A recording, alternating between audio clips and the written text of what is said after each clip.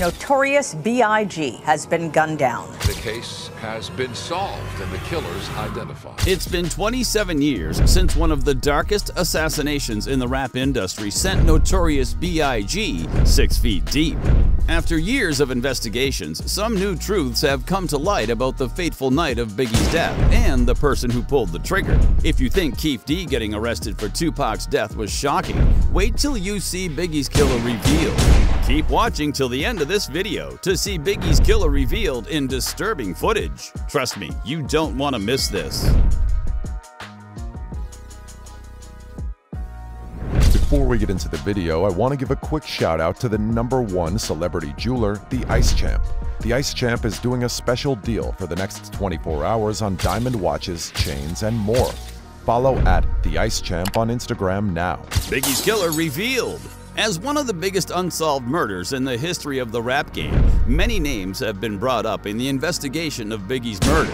From corrupt police to deadly record label bosses like Suge Knight and several gang members. The man who truly pulled the trigger on Biggie Smalls was identified shortly before he himself was assassinated in 2003.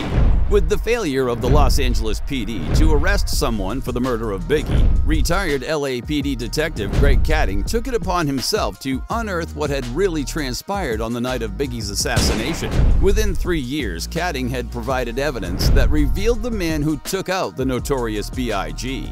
In his 3 years of working the case, not only did Kading find out who killed Biggie and why, but he also got 2 men to confess their involvement in the assassination of Biggie. Shockingly, one of the men who confessed was none other than Keefe D, who has been arrested and charged with the murder of Tupac Shakur, Biggie's greatest rival. According to Kading, Keefe D detailed in his confession that rapper Suge Knight had been enraged over the murder of Tupac Shakur.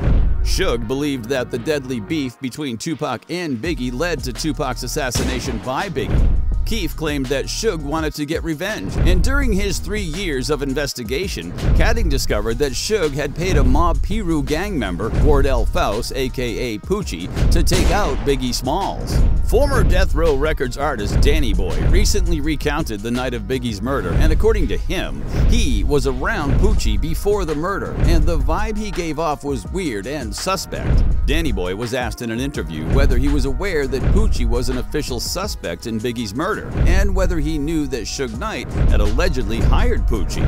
Danny Boy claimed that he had heard about the allegations in the past and believed that Poochie could have taken the hit because according to him, it was kind of eerie when Poochie came around. He looked like that man. Danny Boy went on to say about Poochie, he definitely was a killer. He looked like it. He acted like it when he came in the room. It was something about him. He wasn't a tall man, he wasn't big, nothing like that. To me, he looked like that wasn't the one to f with. Danny Boy, who had been around Poochie, revealed that he seemed like a cold-blooded killer, who might have just been a killer for hire. In Danny Boy's words, when he came around, he looked really serious. I don't think he gave a fuck about music. He looked like one of those people who didn't even listen to music. It wasn't a nice feeling when he came around for me. Danny Boy and Greg Kading weren't the only ones to confirm that Poochie was involved in Biggie's assassination. Mob James, who was once a member of the Mob Piru, claimed that Poochie pulled the trigger on Biggie. He said in an interview, everybody in their right mind that was there knows what happened, but ain't nobody going to say Poochie, Poochie, Poochie. Now that he's dead, everybody can speak on it, and whatever. I'm surprised they haven't come and said they know who did it. On July 24th, 2003, Poochie was riding his motorcycle when he was gunned down and killed with a bullet to the back. Word on the street is Poochie was killed in retaliation for Biggie's murder. The dark night of Biggie's murder. The mystery of Biggie's demise continues to grow wider, and that's because even after 27 years, not many people know the true details of what happened on the night Biggie was gunned down. On the fateful night of March 9th, 1997, Biggie, alongside his entourage, were on their way to attend an after-party at Steve Stout's house. Biggie, Sean Diddy Combs, and their entourage left in 2 separate SUVs, and just a few minutes after hitting the road, they were followed by a dark-colored Chevrolet Impala SS. At about About 12:45 a.m., the entourage came to a stop at a red light at the corner of Wilshire Boulevard and South Fairfax Avenue in Los Angeles. Within a few seconds, the Impala pulled up beside the vehicle Biggie was in, and the driver rolled down his window, revealing a 9mm blue steel pistol, and fired right at Biggie. After being hit with 4 bullets, Biggie was pronounced dead at 1:15 a.m. The similarities between the life and death of the Notorious B.I.G. and Tupac Shakur have been described by many fans as uncanny. Not only did they spend the short span of their lives beefing with each other, but they also died similarly, in a drive-by at a traffic light just months apart. Many of Biggie's fans believe that Suge Knight truly ordered the hit on Biggie as revenge for Tupac's demise. Biggie's dark and lengthy beef record. The Notorious B.I.G. found himself in one of the most legendary rap feuds that has ever rocked the rap industry. While Tupac and Biggie started off as friends, the dynamics of their relationship quickly changed after Tupac got robbed in 1994.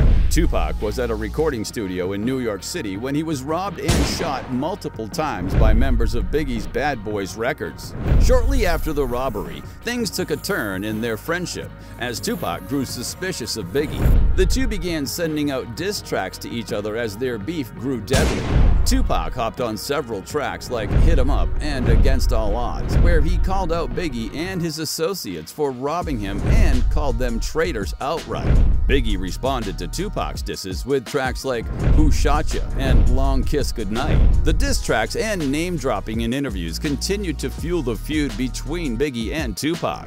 As the beef between the two rappers continued to make headlines in the music industry, they took their beef out of the studio and into the streets. After several attempts on his life, Tupac was eventually killed in a drive-by shooting in September 1996, and word on the street was Biggie ordered the hit on Tupac. 6 months after Tupac was gunned down, Biggie was also taken out, hence bringing the dark and lengthy rivalry between the two to an end.